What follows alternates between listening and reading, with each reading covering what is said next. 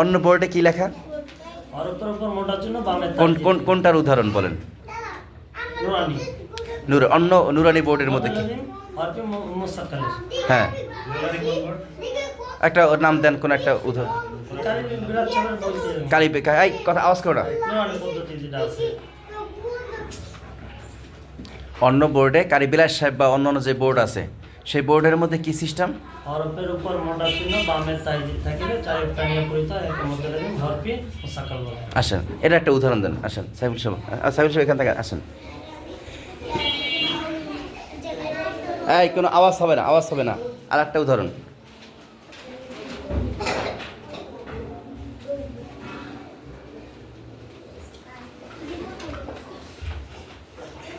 আসেন, অন্য বোর্ডের বিষয়টা এই বোর্ডের বিষয়টা ই করেন। অন্য বোর্ডের ওই উদাহরণটা দেন যে এইটি বোর্ড দিয়ে দেখেন। হ্যাঁ, তোরা দুষ্টুমি করতেছো তাই না? একটা কাজ করে, এটাও তোমাদের জন্য উপকারে আসবে ইনশাআল্লাহ, এই জন্য টেনশন করো না কেউ।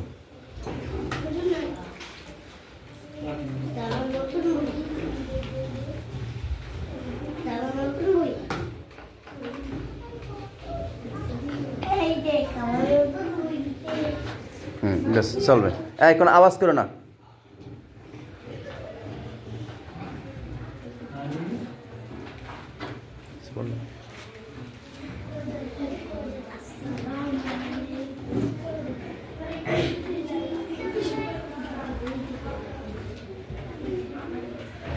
এটা অন্য বোর্ডে এভাবে লেখা থাকে তাই না? হ্যাঁ, তারপরে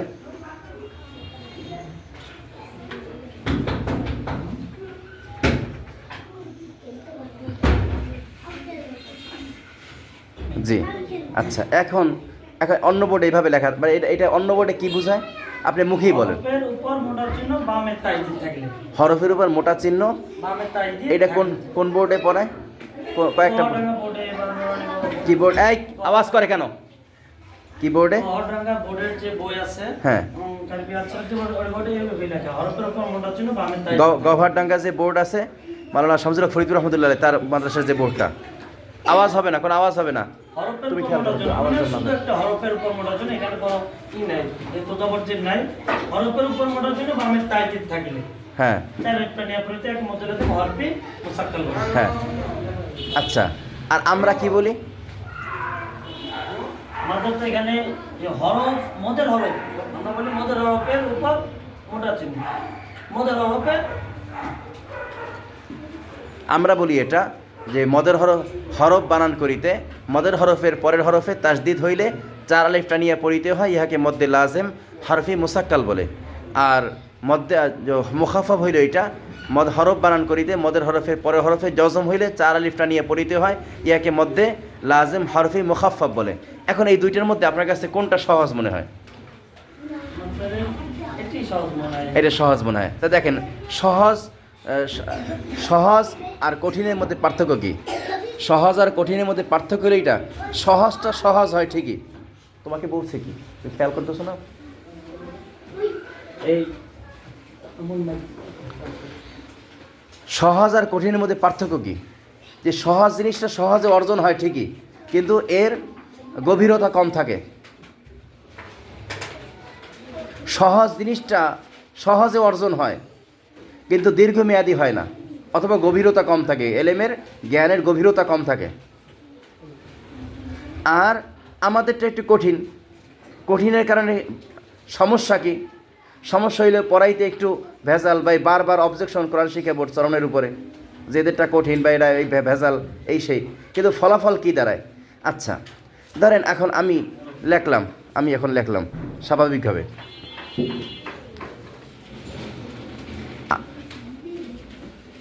আলিফ,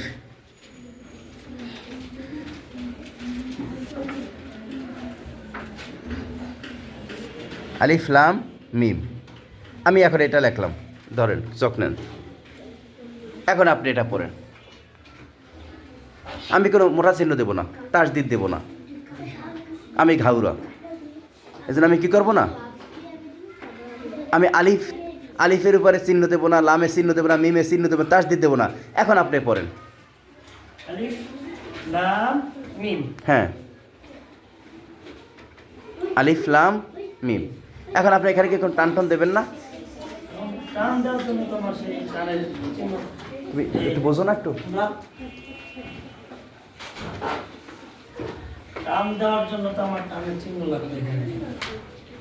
টান দেওয়ার জন্য টানের যে চিহ্নগুলো আছে বা কায়দা, এখানে তো আমরা দেখছি শুধু হরফ।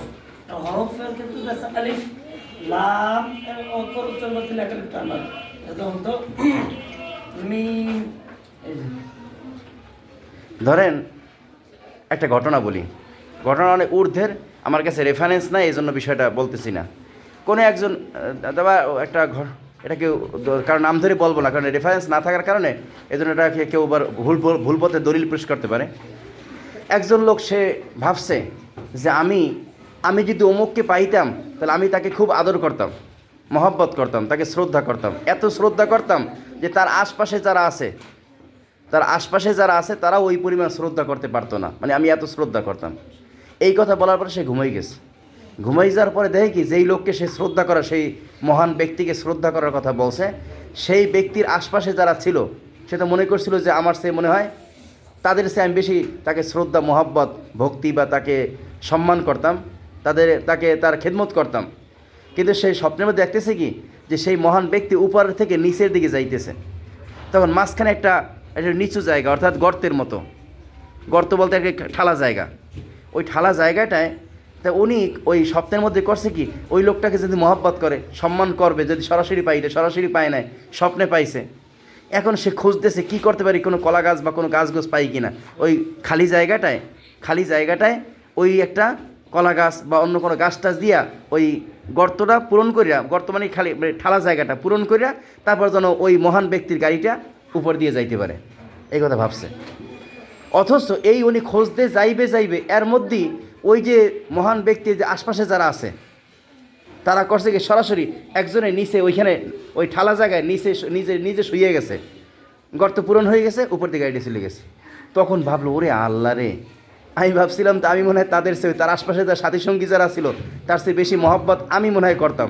কিন্তু এখন দেখলাম জোরে আল্লাহ তারা যে দৃষ্টান্ত পেশ করছে তাতে তো দেখি যে আমি ফেল। আমি কথা কি বুঝাইতে পারছি? তো বলার উদ্দেশ্য এইটা যে আজকে আমি আলিফ পাইলাম, লাম পাইলাম। তুমি তোদের পিঠে একটু হাত দিয়ে তারপর কথা বন্ধ করো। আলিফ পাইলাম, লাম পাইলাম, মিম পাইলাম, লামের উপরে মোটা চিহ্ন পাইলাম, চার আলিফ টানের, মিমের উপরে তাসদিদ পাইলাম, এরপরে উপরে 4 আলিফ টানের একটা মোটা চিহ্ন পাইলাম, সব পাইলাম। এই পাইয়ে তো মাশাআল্লাহ আমি খুব খুশি যে ওই টানের কারণে, ওই উপরে মোটা চিহ্নের কারণে আমি টান দিতেছি, ওই তাসদিদের কারণে আমি চিহ্ন দিতেছি। কিন্তু আমি কোনো তাসদিদ দেবো না, চিহ্ন দেবো না, আমি স্বাভাবিক পাবো। আলিফ লাম মিম যখন পাবো তখন আমি কী করবো? তখন আমি কী বলবো? আমি পড়বো আলিফ লাম মিম।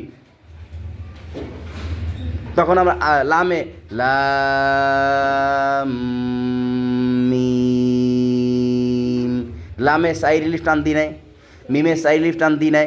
এরপরে আবার মিমে একটা যে গুণনা করতে হয়, লামের শেষে মিমের শুরুতে একটা গুণনা করতে হয়, এটা হলে মিম সাকিরের ঈদগামের যে একটা গুণনা, সেটাও করলাম না।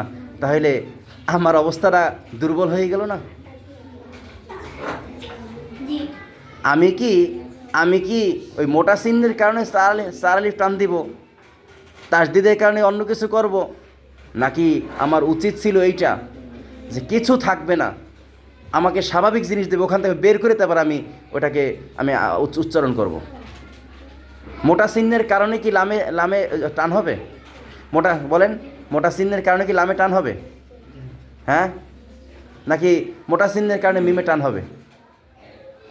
মোটা চিহ্নের কারণে যদি টান হয়, মোটা চিহ্নের কারণে যদি টান হয়, তাহলে আমি শুধু লিখলাম, আমি এখন লিখলাম এই নুন লিখলাম, নুনে আমি কোনো চিহ্ন দিলাম না। বলেন তো নুনে কয় আলিফ টান হবে? কয় আলিফ টান হবে?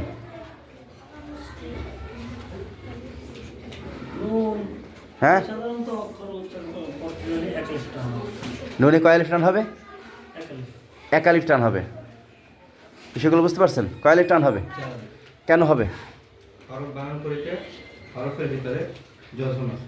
হ্যাঁ, বিষয়টা বুঝে আসছে তো? পুরো সব হরফ, এই যে বেশিরভাগ হরফের মধ্যে লাম, শুধু লাম কয় আলিফ টান হবে? 4 আলিফ টান হবে। জিম কয় আলিফ টান হবে? আরেকটা বিষয় স্পষ্ট করা যায়, যেমন দেখেন এখানে মধ্যে মুত্তাসিলের উপরে মোটা চিহ্ন, কিন্তু ওইখানে আপনি যে বোর্ডের কথা বলছেন সেই বোর্ডের মতো আমি শিওর না, সম্ভবত এমনও আছে যে মদের হরফের পরে উপরে মোটা চিহ্ন, বামে গোল হামজা। তো মোটা চিহ্ন যদি এখন না থাকে, মদের উপরে গোল হামজা থাকে, আমার মোটা চিহ্ন নাই, গোল হামজা আছে, তাহলে কি আমি টান দিব না? স্যার অবশ্যই দিতে হবে। আপনাদের কারো অজু আছে? কারো আচ্ছা, আছে? কোরআন শরীফ নিয়ে আসেন। আমার কথা হইলো এইটা, এর মধ্যে কথা একটু বলি, সেটা হইল মোটা চিহ্নের কারণে 4 আলিফ টান হবে তা না, মোটা চিহ্নের কারণে মিমে 4 আলিফ টান হবে তা না, বরং ওটার লামে এমনি 4 আলিফ টান হবে, মিমে এমনি 4 আলিফ টান হবে বানান করার ক্ষেত্রে। বানান করে যখন মিলাবো বা দেখবো, এর স্বাভাবিক বানান তো করতে হয় বোঝার জন্য, কিন্তু মূলত ও ব্যক্তি ও নিজেই 13 পারা বাইর করেন, অমা উবারিউ নাফসি, ওখান থেকে। এরপরে উপরে একটা চিহ্ন দেওয়া হয় সাধারণ ব্যক্তিদের বোঝার জন্য, যে হ্যাঁ এখানে মোটামুটি যেন বুঝতে পারে যে 4 আলিফ টান হবে, যারা মাদ্রাসায় পড়ে না তাদের জন্য। এই দেখেন, এখানে খেয়াল করেন, এখানে কি লেখা? ওয়ামা উবারিউ নাফসি ইন্নান নাফসা, ঠিক আছে না? ওমায় উপরে একটা চিহ্ন আছে না? কিসের চিহ্ন? কিসের চিহ্ন? হ্যাঁ, মধ্যে মুনফাসিলের চিহ্ন, উপরে একটা চিহ্ন দেওয়া আছে না? আচ্ছা, এখন বলেন, এই নাফসি ইন্নান নাফসা, নাফসিতে কয় আলিফ টান হবে? 1 আলিফ টান হবে। এখন যদি কোনো ব্যক্তি, ওখানে একটা জিম দেওয়া আছে না, তো জিমটা কোনো ব্যক্তি যদি অমা উবারিউ নাফসি ইন্নান নাফসা লা আম্মা রতুম বিসুই, এখন নাফসিতে গিয়ে সে অক্ফ করে নাই, মিলেই পড়ছে, এখন কয় আলিফ টান হবে? 1 আলিফ। কয় আলিফ টান হবে? 1 আলিফ। অক্ষ না করলে 3 আলিফ টান হবে। দেখছেন? তো নিশ্চয়ই আপনিও যদি এই বোর্ডে ট্রেনিং দিচ্ছেন, এই ফলাফল কী দাঁড়াইলো, বা ফলাফল বললো পরিণাম কী দাঁড়াইলো, যে আপনিও এখন মতো বলতে পারতেন এখানে কয় আলিফ টান হবে, এখানে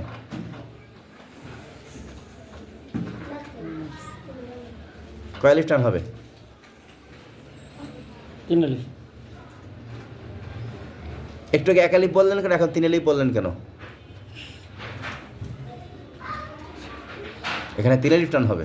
3 আলিফ আপনাদের ওই সাইবুল সাহেবটা শুনে বলছেন, এখানে 3 আলিফ টান হবে। কেন হবে?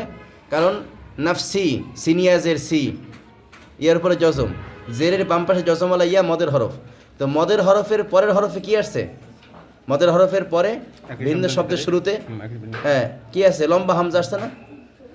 লম্বা হামজা, গোল হামজাগুলো তো জরুরি, মানে হামজা পরবর্তী হরফে আসছে, তো এরকমই হয়, পরবর্তী হরফের শুরুতে আসলে তখন ওই লম্বা হামজাটাই আসে। তো এখন লম্বা হামজা আসছে, বাস এখন কয় আলিফ টান হবে? 3 আলিফ টান হবে। এই আমাদের বোর্ড, কোরআন শিক্ষা বোর্ড, চরমনাই বোর্ড, এই যাদের উপরে এত অবজেকশন সব দিক দিয়ে, তো এই বোর্ডের পড়া যখন পড়ে, তখন কোনো ব্যক্তি যদি এটা পড়তে পারে যে মদের হরফের পরে ভিন্ন শব্দের শুরুতে লম্বা হামজা হইলে 3 আলিফটা নিয়ে পরিধেয়াকে মধ্যে বলে করে একবারও লেখা আছে মোটা চিহ্ন, চিকন চিহ্ন, পাতলা চিহ্ন। এই হলো কোরআন শিক্ষা বোর্ডের বই পড়ার দ্বারা বড় ফায়দা। আজকে আপনার এই বিষয়টার কারণে আপনারা প্রশ্ন করছেন, এখানে আমার যেটা ফায়দা হয়েছে, আমার এটা মানে আমার বুঝেই তো সহজ হয়েছে। একটা প্রশ্ন না আসলে তার উত্তর আসে না, যে আমাদের উপর যে অবজেকশনগুলো, সেই অবজেকশন যারা করে তাদের হয় এই শর্টকাট আলিফলাম মিম, শর্টকাট সমাধান পায়। শর্টকাটে গিয়া তারা দেখা যায় ছাত্রদের অত গভীরতা অর্জন হয় না। তারা কি করে, বেশিরভাগ বোর্ডের মধ্যে যখন যাইবে, যাওয়ার পরে মানে 10-12 দিন 20 দিনের মধ্যে সূরা ইয়াসিনের 1 মুবিন আকার লেখাই ফেলায়, সূরা ফাতিহা লেখাই ফেলায়, যার কারণে সবাই খুশি যে হ্যাঁ মাশাআল্লাহ খুব আগাই গেছে। আর আমাদের কোরআন শিক্ষা বোর্ডে ওই প্রদর্শনীমূলক কাজগুলো কম হয়, যার কারণে আমাদের একটা বদনাম হয়। কিন্তু আসলে হিসাব নিকাশ করলে অন্য বোর্ডের থেকে আমাদের বোর্ড ভালো। এটাকে আপনাকে হাতে কলমে দেখাই দিলাম। ঠিক আছে।